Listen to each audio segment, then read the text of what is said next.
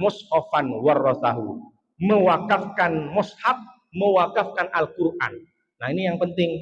Jadi jangan dianggap mewakafkan Al-Quran itu tidak masuk termasuk amal. Jadi kita ngasih Quran ke masjid, ngasih Yasin, ngasih buku-buku yang di masjid yang dibaca, itu termasuk wakaf yang akan mengalir ketika kita sudah meninggal. Tapi dirubah mindsetnya, Pak. Sekarang banyak orang ke masjid itu ngasih wakaf Yasin.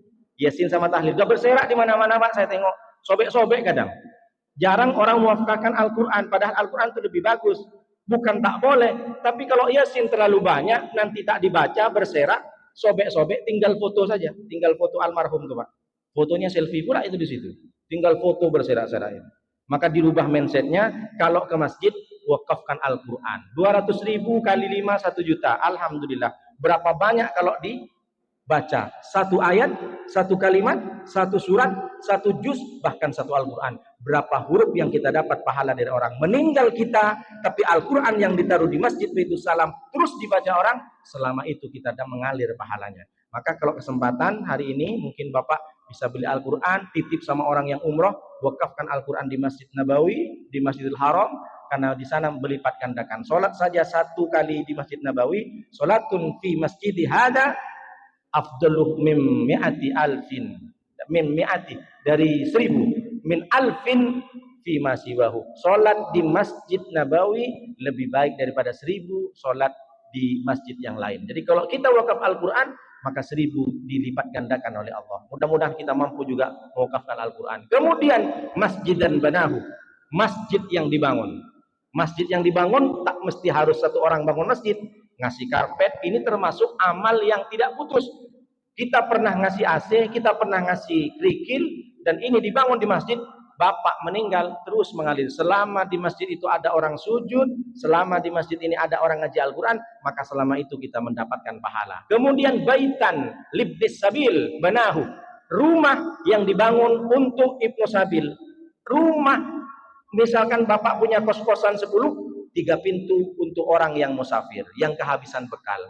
Kawan saya di Jakarta, dia punya rumah kos-kosan 10, 3 untuk orang mahasiswa yang kehabisan bekal. Banyak mahasiswa-mahasiswa di Jakarta tuh, Pak, tak bisa bayar SPP, jangankan SPP, mau makan kadang tak ada, kehabisan bekal, maka diberikan sama kawan saya ini kos-kosan gratis.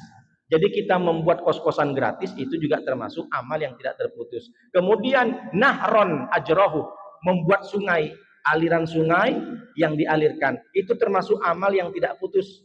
Orang meninggal seperti apa kalau sekarang? Bukan hanya sungai, sumur bor. Sumur bor, membuat toilet di pesantren. Jadi bukan berarti kita harus membuat sungai, tapi menyediakan fasilitas air. Berapa banyak di pesantren-pesantren sekarang itu, santrinya 2000, toiletnya 5. Itu antrinya luar biasa, Pak. Maka kalau ada pelelangan itu, telepon pengurus. Pak Pengurus, ini kayaknya ada pelelangan membuat toilet. Oh iya, Pak. Berapa ini Pak Pengurus yang dibutuhkan toilet? Ada 10, Pak. Bapak mau wakaf toilet, Pak? Enggak, saya nanya dulu pengurus, nanti kalau sudah punya duit. Saya kira kata pengurus, kenapa telepon capek-capek telepon, katanya. Rupanya dia cuma nanya aja. Tapi kalau Bapak mau seperti amal yang tidak terputus, bukan hanya sungai, tapi buat toilet, bantu buat bikin sumur bor di pesantren, di panti asuhan dan lain. Dan yang terakhir, sedekatan akhrajaha, sedekah yang dikeluarkan fi hayatihi, ketika dia hidup, mimmalihi, dari hartanya. Kita sedekah waktu kita masih sehat, kita sedekah dari harta jerih payah sendiri, itulah sedekah yang akan tidak terputus sampai meninggal, kita masih mengalir pahalanya. Jadi bukan hanya 3 saja, tapi ada 7. Innama yalhaqul mu'mina min amalihi wa hasanatihi. Orang kalau sudah meninggal, dia masih dapat transferan amal dan kebaikannya ketika hidup, yaitu salah satunya yang kelima, yang ketujuh ini. Mudah-mudahan kita semua menjadi orang-orang yang dipakai oleh Allah, yang dikehendaki oleh Allah, dan kita bisa beramal amal soleh sebelum meninggal. Dan mudah-mudahan kita semua juga selamat di akhirat dengan apa yang kita kerjakan, karena amal kita banyak sehingga dosa-dosa kita terhapus.